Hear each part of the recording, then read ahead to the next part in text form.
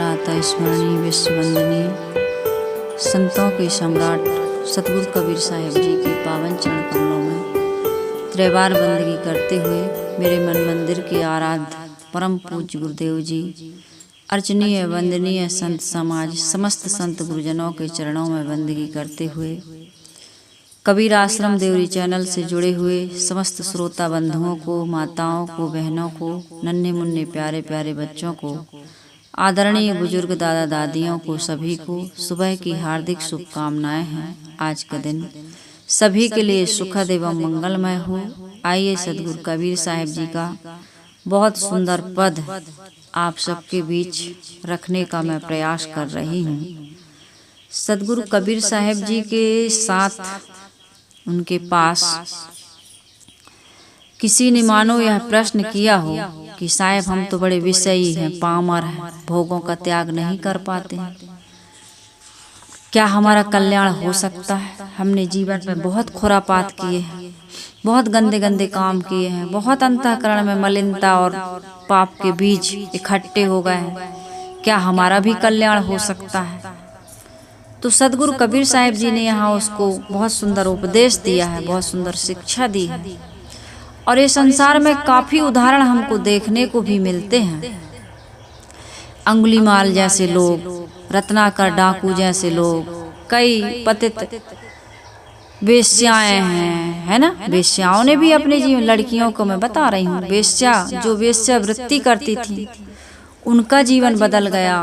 कितने जितने भी संसार के दुर्व्यसनी हैं, दुराचारी हैं, अत्याचारी हैं, वे सब यदि सदगुरु कबीर साहिब जी का इस पद को सुनते हैं, इस पद को पूरा सुनते हैं, तो उनको ये साहस मिलेगा, उनको ये समझ जगेगी कि उनका भी कल्याण हो सकता है। लेकिन वो कल्याण होगा कैसे, किस प्रकार से होगा? उल्टा नाम जपत जग जाना, इस प्रकार से होगा क्या?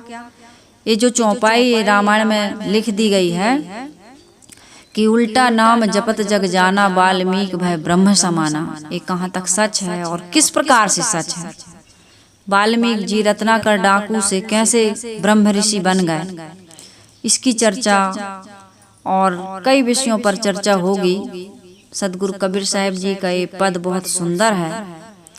साहिब जी इधर कह रहे हैं, अंदर में विषय शक्ति रखकर, बुराई रखकर, बाहर यदि तुम ज्ञान की डींग हाँकते हो और चतुराई से लोगों को ये झांसा देते हो कि हम तो भोग भी भोगते रहेंगे और कल्याण भी हो जाएगा, इस पर भी सदगुरु कबीर साहिब खुलासा करने वाले हैं। तो ये पद हम सब कल्याणार्थियों के लिए, जीवन में सुख शांति चाहने वालों के लिए, कल्याण या मोक्ष चाहने वालों के लिए बहुत सुंदर पद है, मार्मिक पद है। सदगुरु कबीर साहिब जी इस पद में क्या कहते हैं, पहले हम पद रख देते हैं, इसके बाद इस पर थोड़ी चर्चा होगी। ये संसार के जितने भी आज जिनको हम महापुरुषों के रूप में जानते हैं, साधु हों साध्वियाँ हों, एक ही बात है, जितने भी साधक हैं, संत हैं, गुरुजन हैं, वो अपने जीवन काल में किस प्रकार से जीवन यात्रा पूरी करके इस मुकाम तक पहुँचे हैं, उन सब महापुरुषों के बारे में तो नहीं, लेकिन कुछ महापुरुषों के बारे में यहाँ चर्चा होगी और उनका पूर्व का अनुभव क्या रहा और जब उन्होंने साधना की, विषयों का त्याग किया, उसके बाद क्या अनुभव रहा, इन विविध विषयों पर चर्चा आज मैं आप सबके बीच करने का प्रयास कर रही हूँ। तो आइए पहले सदगुरु कबीर साहिब जी का पद मैं आपके बीच रखती हूँ। सदगुरु कबीर साहिब के पास कोई गया, पूछा, तो साहिब ने क्या उनको ज्ञान दिया? खांसना नहीं, बिना मतलब के नहीं खांसना, जब बहुत खांसी आए तब खांसना नहीं। तो यहाँ पर साहिब जी इसमें बता रहे हैं कि उन लोगों को साहिब ने क्या जवाब दिया। पहले पद में सुनिए, फिर इसकी व्याख्या में सुनाऊंगी। सदगुरु कबीर साहिब कह रहे हैं, भाई रे नयन रसिक जो जागे, भाई रे नयन रसिक जो जागे। नयन रसिक यानी रूप विषय में जो आसक्त है।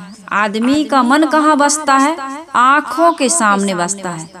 साहिब ने कहा नैनन आगे मन बसे। मन कहाँ बसता है? ज्यादा चंचल कहाँ से होता है आदमी? नेत्रों से, आँख से देखता है पहले तो आदमी का मन चंचल होता है नैन से, आँख से। साहिब कह रहे हैं नैनों का रसिक, रूप का आशिक यदि जग जाए, आत्मबोध हो जाए, ज्ञान हो जाए तो क्या होता है? साहिब बता रहे हैं यहाँ, भाई रे नयन रसिक जो जागे, पार ब्रह्म अविगति अविनाशी कैसहु के मन लागे। भाई रे नयन रसिक जो जागे, भाई रे। सबके पास पुस्तक है ना, सब लोग बढ़िया से गाओ, सब लिए है ना पुस्तक, सब लोग पकड़ के बैठे, आवाज आनी चाहिए है। भाई रे नयन रसिक जो जागे, अमली लोग खुमारी तृष्णा कतहु संतोष न पावे। अमली लोग कुमारी तृष्णा कतहु संतोष न पावे। काम क्रोध दोनों मत वाले, काम क्रोध दोनों मत वाले, माया भरी भरी आवे। भाई रे नयन रसिक जो जागे, भाई रे नयन रसिक जो जागे। ब्रह्म कुलाल चढ़ाइन भाटी लेंद्री रस चाहे। ब्रह्म कुलाल चढ़ाइन भाटी लेंद्री रस चाहे। संग ही पूछ होए ज्ञान पुकारे, संग ही पूछ होए ज्ञान पुकारे। चतुरा होए सुपावे, भाई रे नयन रसिक जो जागे। भाई रे नयन रसिक जो जागे। संकट सोच पोच यह कलिमा, बहुतक व्याधि शरीरा। संकट सोच पोच यह कलिमा, बहुतक व्याधि शरीरा। जहाँ धीर गंभीर अति निश्चल, जहाँ धीर गंभीर अति निश्चल, तहाँ उठ मिलहु कबीरा। भाई रे नयन रसिक जो जागे, भाई रे नयन रसिक जो जागे। सदगुरु कबीर साहिब जी क्या कह रहे हैं? हे भाई, भाई रे, हे भाई नयन रसिक जो जागे। तुम्हारा प्रश्न है ना कि साहेब क्या हम इतना विषय शक्ति में डूबे हैं, फिर भी हमें शांति अब मिल सकती है क्या? अज्ञानता में बड़े बड़े पाप कर्म किए, बहुत ज़्यादा मन इंद्रियों को हमने चंचल बना लिया, हमने बहुत सारी आसक्ति और मोह और राग द्वेष पाल लिया। क्या हमारा कल्याण हो सकता है? आदमी बचपन से यही सब तो करता है। कुसंग रूप संसार है, ताते नेम बनाओ, सत्संगति आधार दे साधन में ठहराओ। साहिब कहते हैं कि पूरा संसार कैसा है? कुसंग रूप है। संसार में बहुत कुसंग है और बच्चा बचपन से माता पिता के संरक्षण में रहते हुए भी अब हर समय बड़ा हो जाता है। कहते हैं बच्चे को 5 वर्ष तक क्या करना चाहिए? प्यार देना चाहिए। 5 वर्ष के बाद 16 वर्ष की उम्र तक उसको कड़ी निगरानी में रखना चाहिए और जब 16 से ऊपर हो जाए तो उसके साथ मित्रवत व्यवहार करना चाहिए।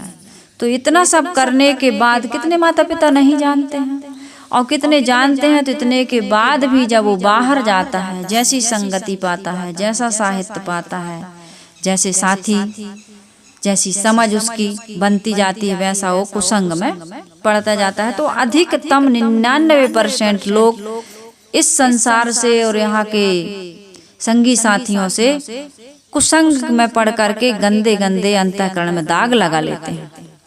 अंतःकरण में गंदे गंदे दाग लगा लेते हैं और बाद में, बहुत बाद में उसे समझ में आता है कि बहुत गलती हो गई। अब बहुत गलती हो गई तो फिर वो संतों के पास, महापुरुषों के पास, पवित्र आत्माओं के पास जाता है।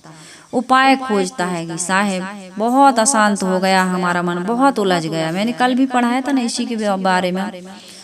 कल मैंने ये बताया था कि मनोवृत्ति रूपी गाय हम सबको मिली हुई है और वो इतनी चंचल हो गई है कि चाहे उसको खूंटा से बांधो, ध्यान का खूंटा बताया ना योगी लोग कैसे कैसे ब्रह्मा विष्णु खोज ले आए, शिव सनकादिक भाई सिद्ध अनंतवा की खोज परे हैं, गैया के नहु ना पाई। इसके विषय में मैंने कल बताया है। तो मनोवृत्ति रूपी गाय को कोई अपने बस में नहीं कर पा रहा, शुद्ध नहीं बना पा रहा, शांत नहीं बना पा रहा। ये संसार में बहुत बड़ी अशांति फैली हुई है। तो इसलिए साहेब के पास कोई गया, सभी लोग जाते हैं, अंततः तो महापुरुषों की शरण में जीवन में लोगों को जाना ही पड़ता है।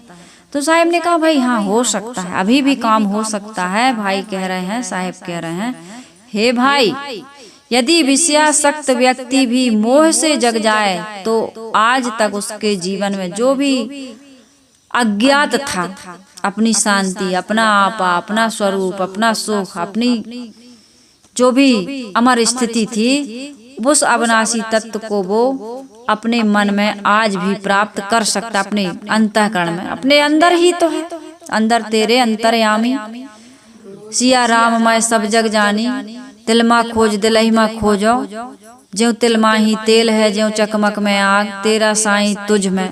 ये सारी चीजें यही बता रही हैं कि मेरे ही अंदर घट में है, सूझे नहीं। ये सारी बातें जब हम मिलान करते हैं, सभी महापुरुषों की वाणी पढ़ते हैं और सुनते हैं, तो पता चलता है कि हम बाहर फालतू में भटक गए, बाहर से कुछ मिला नहीं। क्या मिला? चंचलता, अतृप्ति और असंतोष। तो सदगुरु कबीर साहब जी कहते हैं, मानो कोई अज्ञान बस घूर पर दाने बटोर रहा हो, है ना, उसके घर में ही खजाना गड़ा है, लेकिन उसको बताने वाला नहीं मिला, उसको पता नहीं चला, तो बाहर घूर में दाने बटोर रहा है।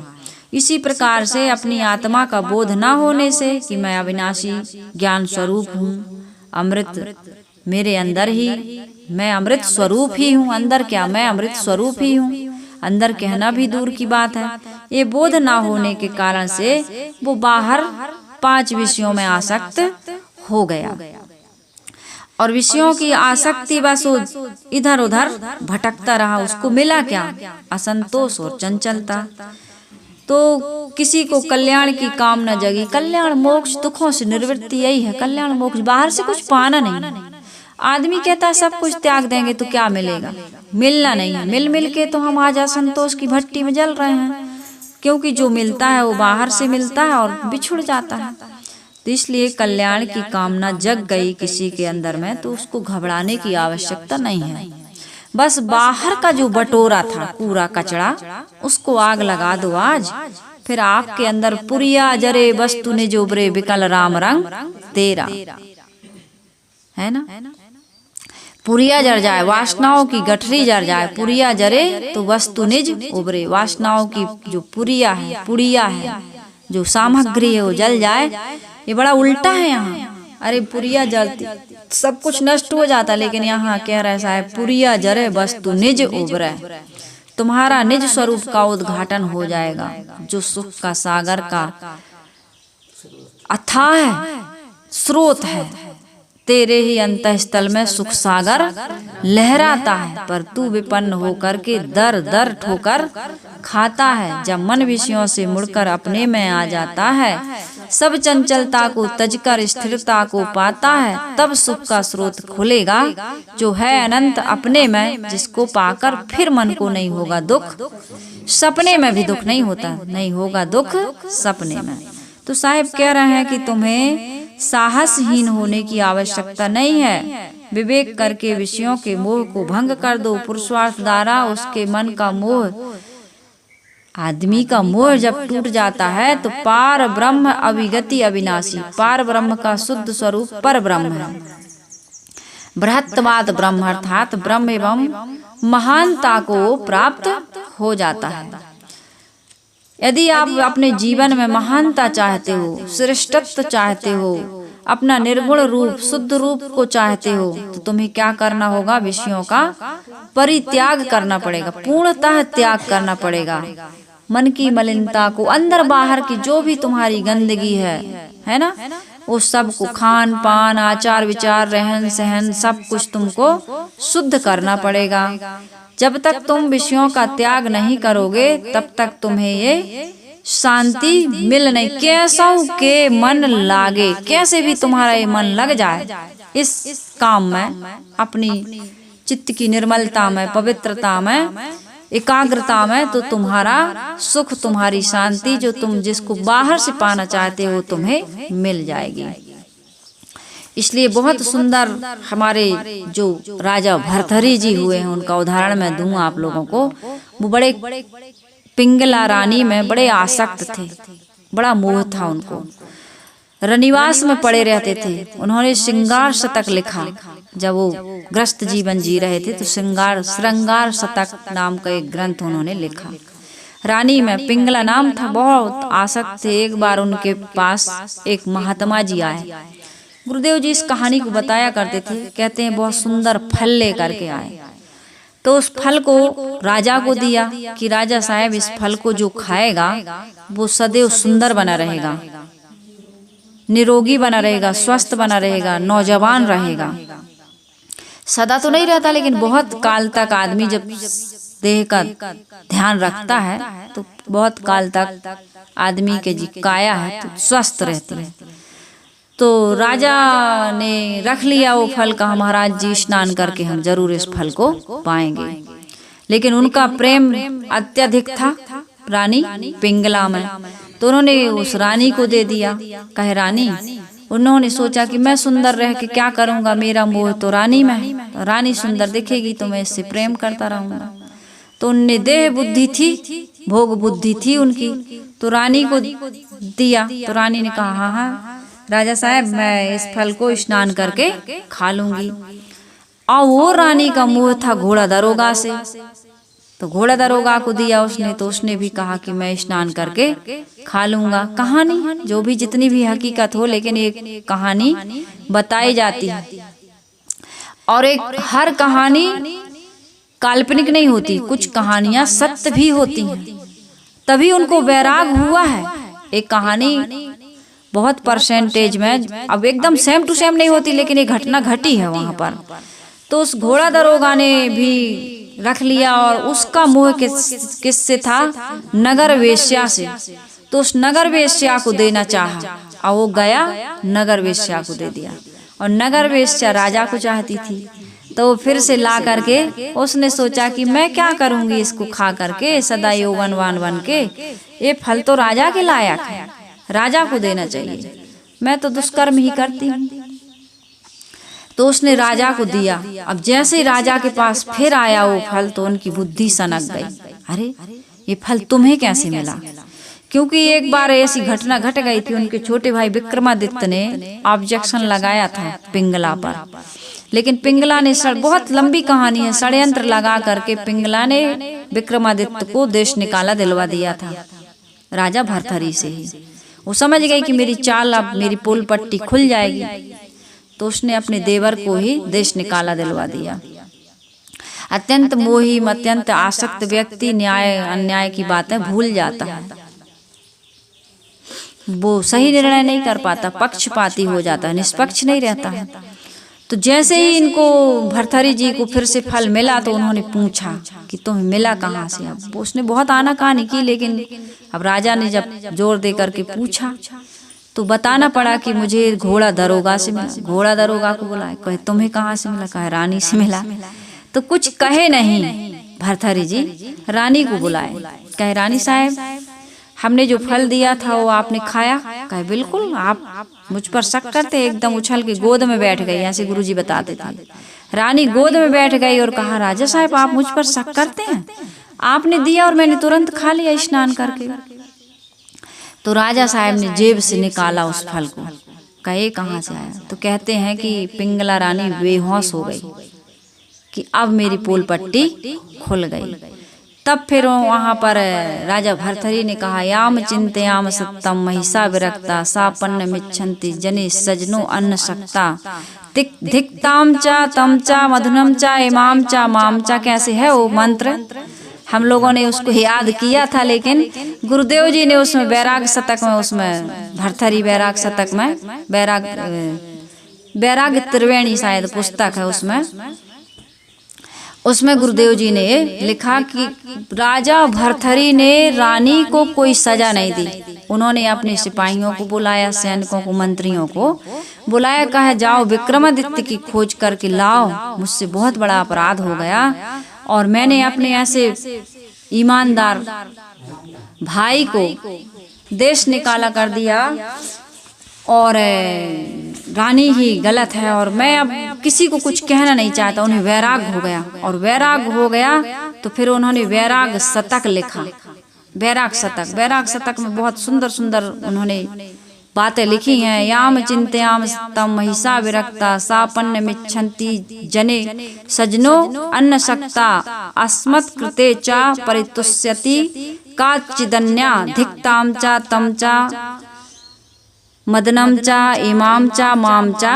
ऐसे उन्होंने गुरुदेव जी ने वैराग त्रिवेणी मंत्र लिखा है कि जिसका मैं निरंतर चिंतन करता हूँ वह पिंगला रानी घोड़ा दरोगा का चिंतन करती है। घोड़ा दरोगा वेश्या में आसक्त है, वेश्या मेरे में, इसलिए उसको धिक्कार और धिक्कार मुझको, और सबसे ज्यादा धिक्कार तो उस काम कला को जो ये सारे कांड करवा रहा। फिर उन्होंने दूसरा श्लोक लिखा, भोगे रोग भयम कुले च्युति भयम वित्ते निर्बलाद भयम माने दैन भयम बले रिपु भयम रूपे जराया भयम शास्त्रे वाद भयम गुणे खल भयम काये कृतांताद भयम सर्वे वस्तु भयान्वितम भुवि नृणाम वैराग मेवा भयम।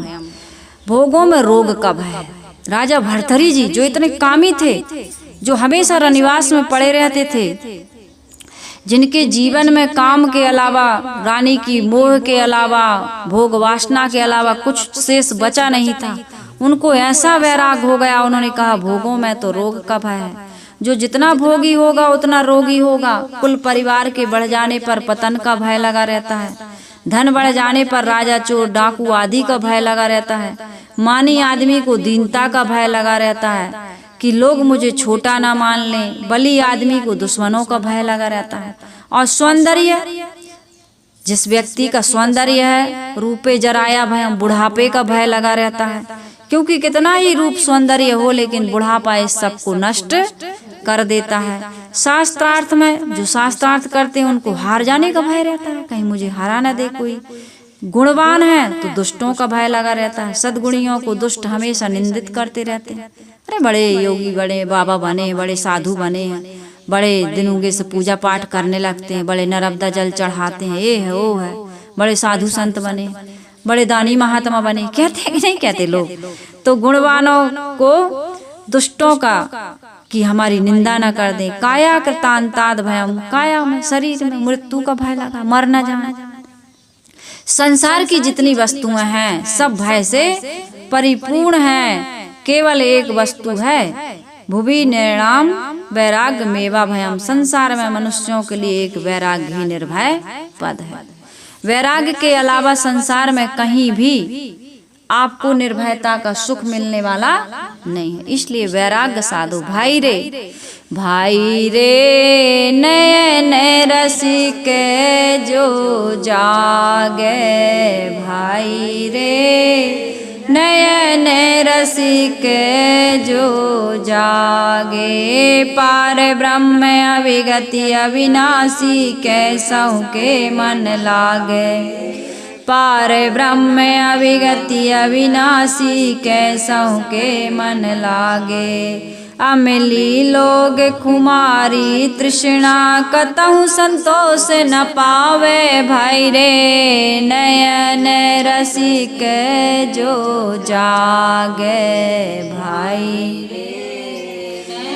नयन रसिक जो जागे। अमली लोग खुमारी तृष्णा कतहु संतोष न पावे। साहिब कह रहे जो व्यक्ति नाना प्रकार के विषयों के भोगने के आदती हैं, उसे सब समय विषयों का नशा चढ़ा रहता है। कोई भी नशा वाला हो, कभी एक घूंट पिए थे, कभी एक कस मारे थे, कभी एक बार एक सुपारी का गुटखा के एक सुपारी का दाना उठाए थे, थोड़ा सा चखे थे, आज कितना बढ़ गया।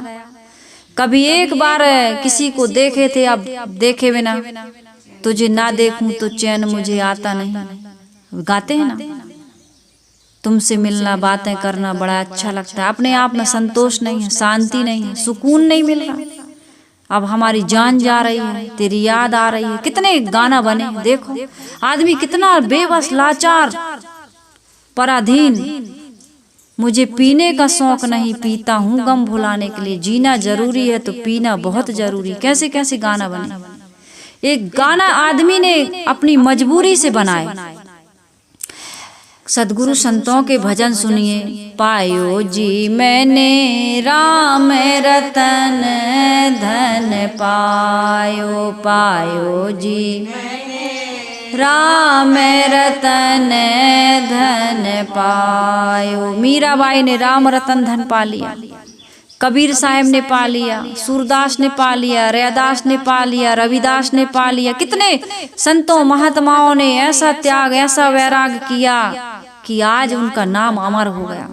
बाहर से कुछ नहीं, लेकिन भीतर से एकदम भरे भरे आप लावित पूर्णता को प्राप्त हो गए हो। इस संसार में आकर के उन्होंने मानव जीवन को सफल और सार्थक बना लिया। और हम तृष्णा के गंदे जल से, है ना, विषयों के गंदे जल से इस तन को धो रहा है। अफसोस मूढ़ मन तू मुद्दत से सो रहा है।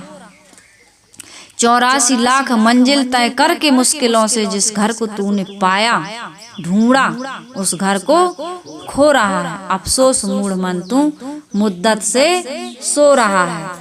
तो इस प्रकार से जो व्यक्ति नाना प्रकार के विषयों के भोगों का आदती है, उसे सब समय विषय का नशा चढ़ा रहता है। किसी भी विजाति एवं जड़ वस्तु को भोगने की आदत आदमी के मन को क्या बनाती है? मजबूत बनाती कि दुर्बल बनाती? दुर्बल बनाती है। चाय ले आओ ना भैया, चाय बन गई, चाय नहीं बनी अभी तक, अब वही में लड़ाई हो रही।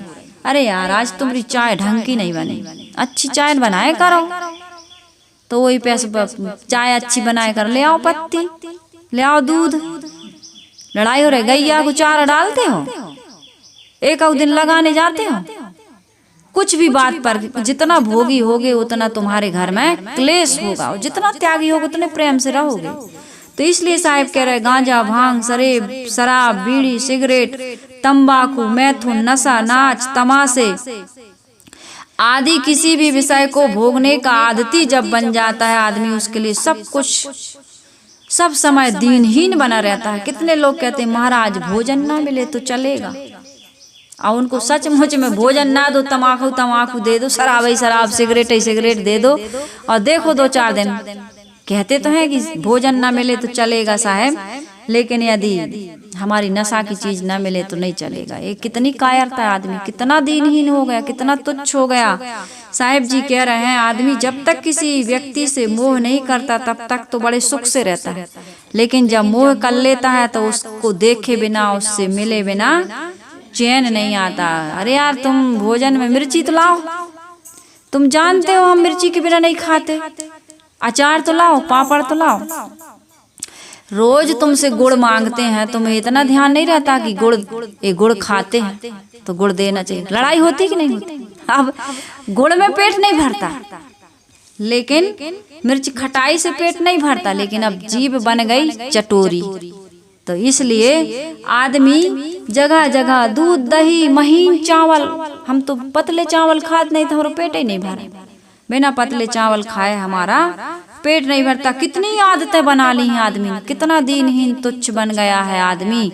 ऐसा भोगी आदमी कभी भी, व्यसनी आदमी कभी भी, भोगों का तृष्णालु व्यक्ति कभी भी संतोष को नहीं पा सकता है। अमली लोग खुमारी तृष्णा कतहु संतोष ना पावे। भोगों को चाहे जितना भोग लो, लेकिन तुमको संतोष मिलने वाला नहीं है।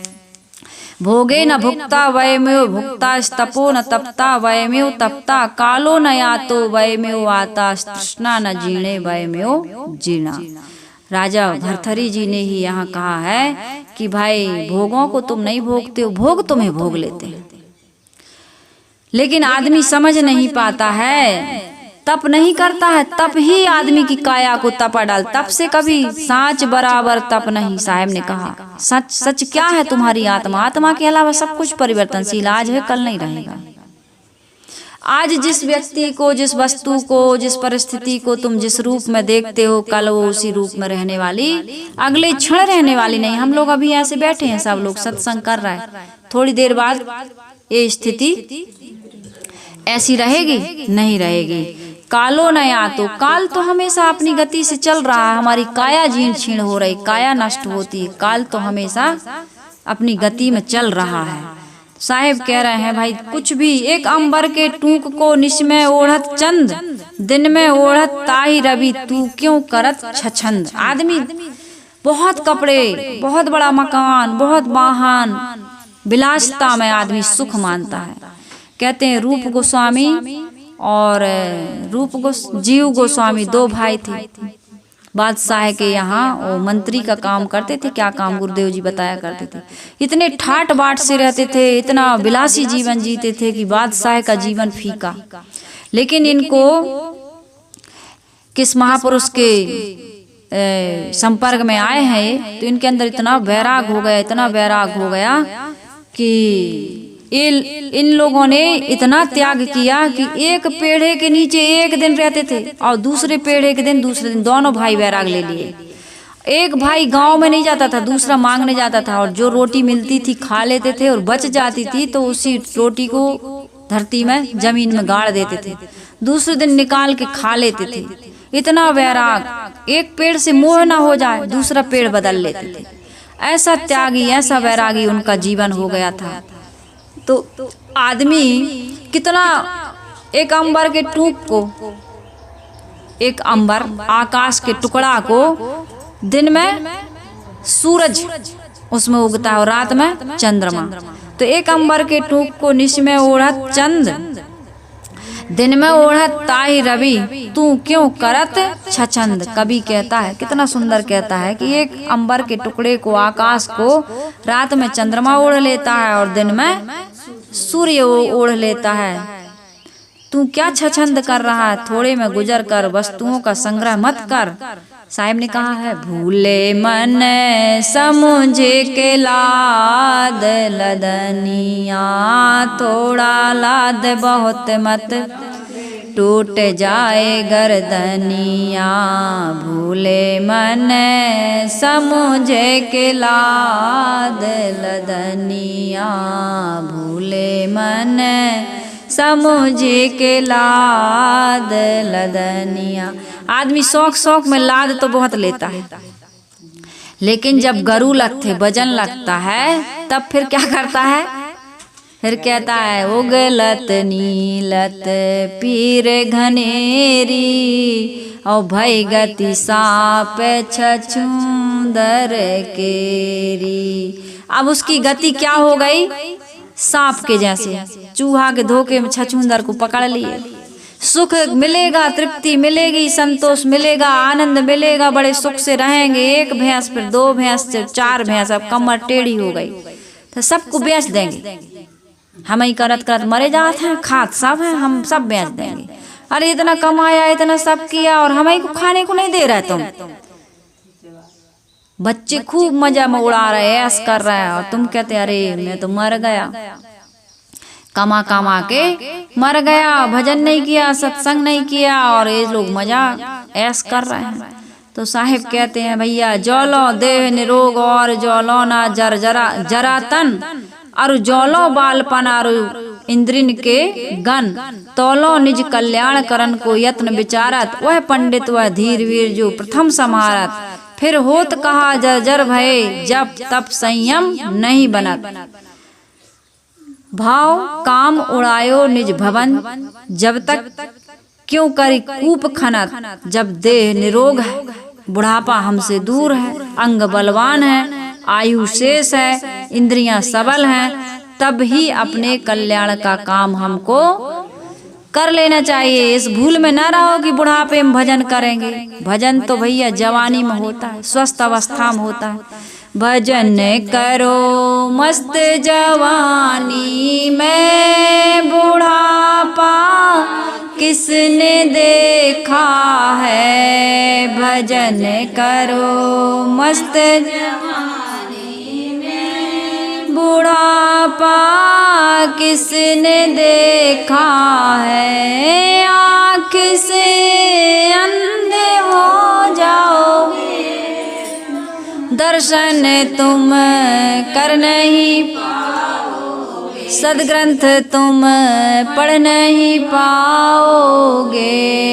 दर्शन करो सदग्रंथ पढ़ो मस्त जवानी में। बुढ़ापा किसने देखा है, कान से बहरे हो जाओगे। सत्संग तुम सुन नहीं पाओगे, सत्संग सुनो मस्त जवानी में। बुढ़ापा किसने देखा है, भजन करो मस्त जवानी में। बुढ़ापा किसने देखा है। दांत झड़ जाएंगे, मुंह से तुतले हो जाओगे, भजन नहीं गा पाओगे। राम राम ना कह के लाम लाम कहोगे। फिर तुम हाँ कान से सुनोगे नहीं, आँख से दिखेगा नहीं, हाथ से तुम दान या सेवा का कार्य, हाथ से लूले हो जाओगे। दान या सेवा तुम कर नहीं पाओगे। तो एक काम करो मस्त जवानी में। पैर से घुटने में दर्द है साहेब, माड़ी पे रात है साहेब, छत्तीसगढ़ में माड़ी पे रात है। हो अब पर खट्टा खाते ना आदमी मन, ओकर से तिना माड़ी है साहेब, माड़ी काम नहीं करत है, रोगहा माड़ी अब बड़ पे रात है। अब तुम खा खा के अब माड़ी लटेड़गा कर डरे, अब वो सोच नहीं होता है कैसे करूं। तो भजन करो मस्त जवानी में, आश्रम जाओ, मंदिर जाओ, तीर्थ में जाओ मस्त जवानी में। बुढ़ापा किसने देखा है, आ भी जाएगा तो तुम बुढ़ापे में कुछ कर पाओगे क्या।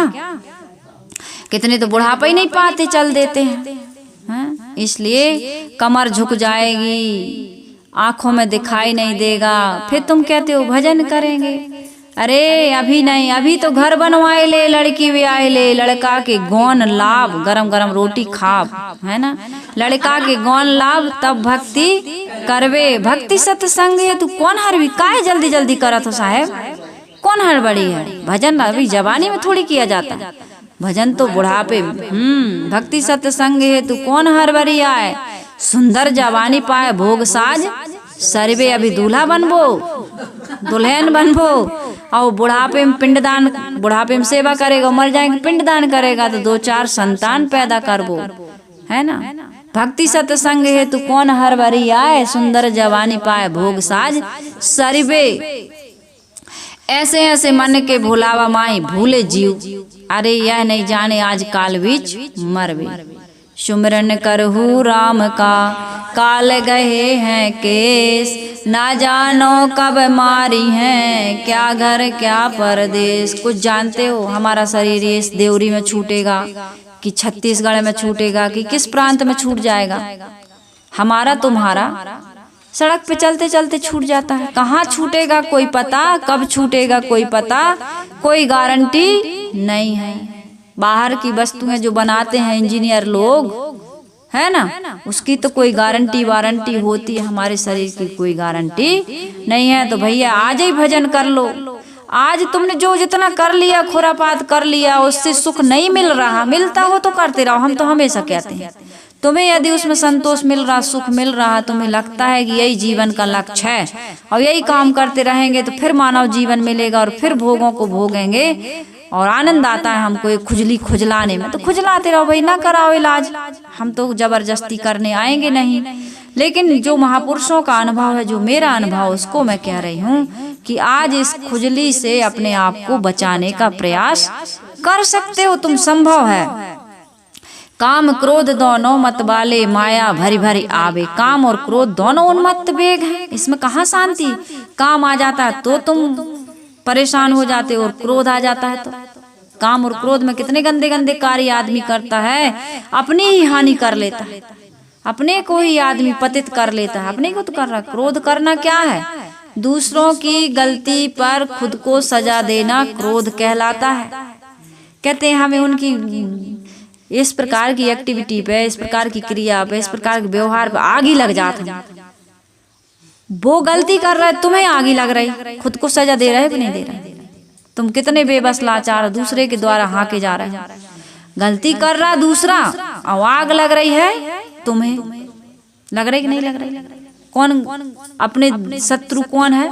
अपना क्रोध, अपना अज्ञान, अपना अविवेक। इसलिए साहिब कह रहे काम क्रोध दोनों मत वाले, माया भरी भरी आवे। माया भर भर के आ रही है, काम और क्रोध के माध्यम से। ये दो दरवाजों से माया भर भर के आ रही है, तुम पर प्रहार कर रही है, तुम्हें दुख दे रही है। माया का अर्थ है व्यामोह, भ्रम। क्रोध में लड़ाई लेंगे तभी शांति मिले, काम वासना को भोग ही लेंगे तभी शांति मिलेगी, ऐसा नहीं होता है। जितना जितना मैंने बताया ना, भोगों को भोगोगे उतनी उतनी तृष्णा बढ़ेगी। काम आने पर मन में एक व्यामोह आता है, मलिन चीजों को बड़ा प्रिय मान लेता है। शरीर भर की गंदगी का दरवाजा उसको अच्छा लगता है। मल और मूत्र जहाँ से विसर्जित होता है उन्हीं इंद्रियों से प्रेम करता है वो। इतना ही नहीं, इसके लिए वह लोक विरुद्ध काम कर जाता है। उसके परिणाम में अपने भीतर से तो गिर ही जाता है, लोक दृष्टि से भी गिर जाता है। यही बात क्रोध की है। आदमी भीतर से चंचल, पीड़ित, शोकित होता है, बाहर से अपमानित होता है। ऐसे व्यक्ति का जीवन अशांत हो जाता है। काम और क्रोध ये मन के क्या है?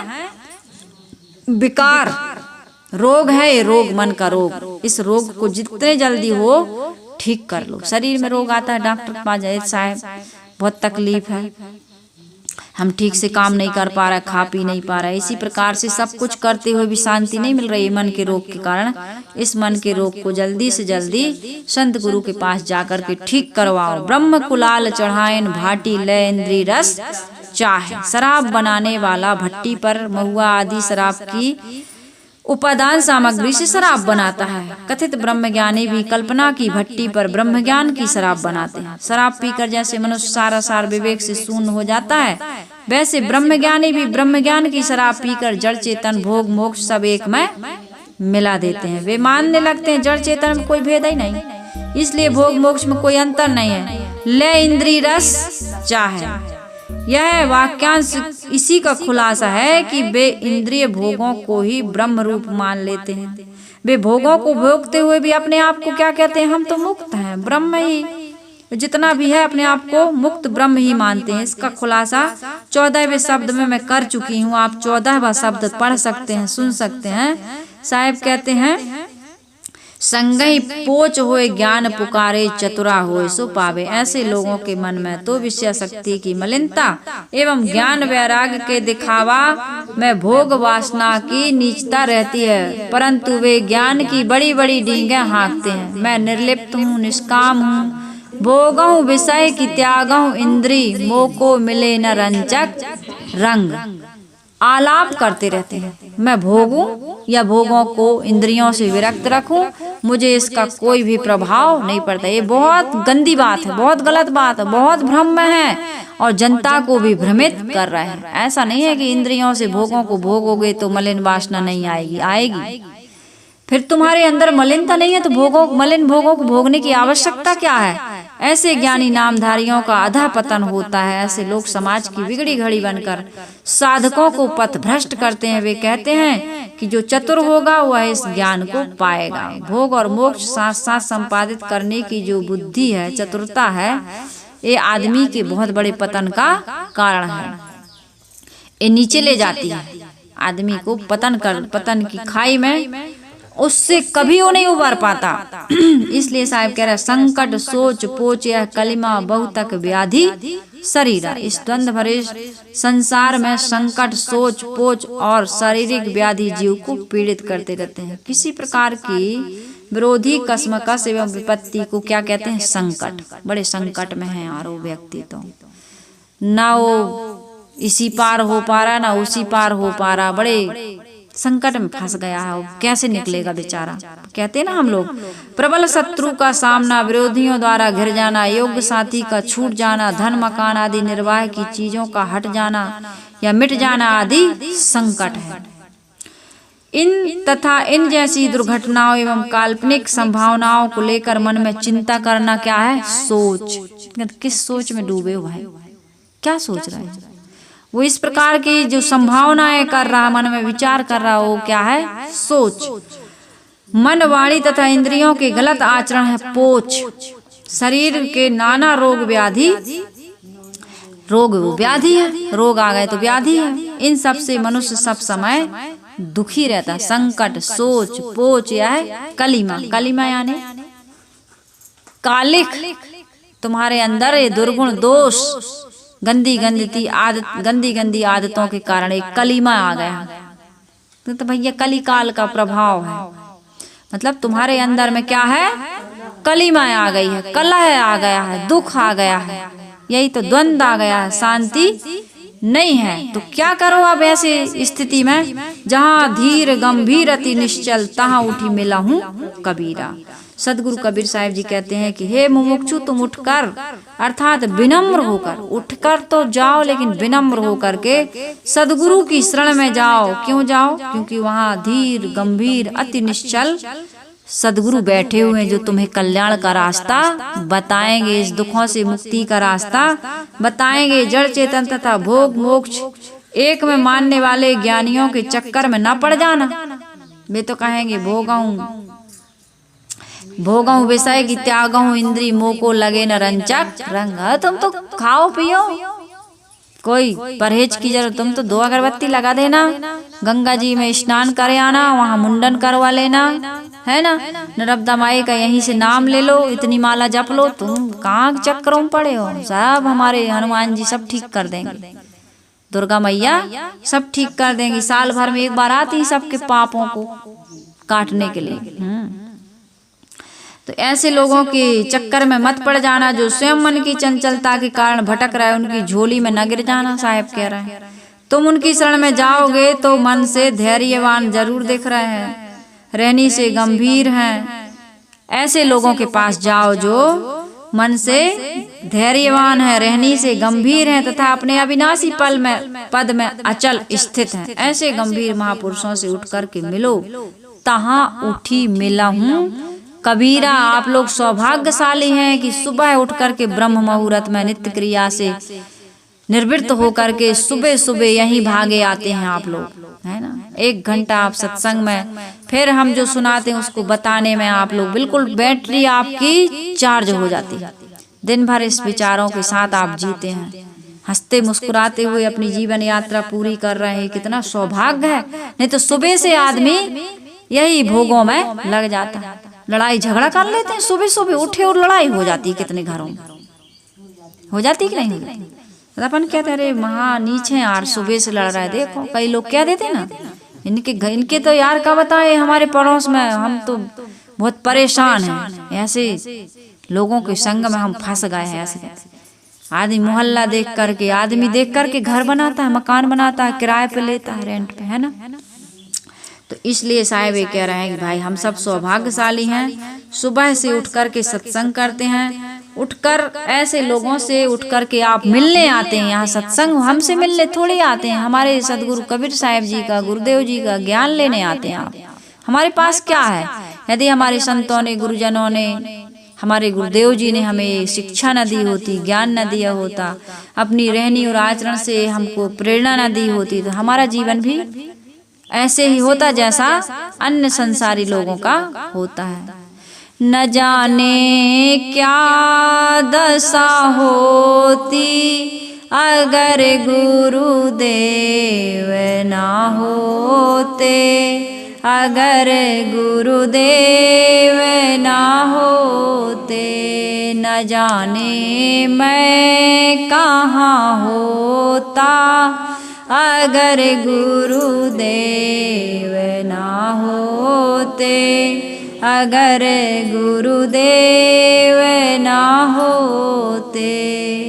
भटकता था युगों से 3 तापों से जला निस दिन, कभी का जल गया होता अगर गुरुदेव ना होते। होते, अगर गुरुदेव ना होते, ना मिलते ना होते गुरुदेव, तो हमारा जीवन भी कैसा होता, 3 तापों में हम भी जलते।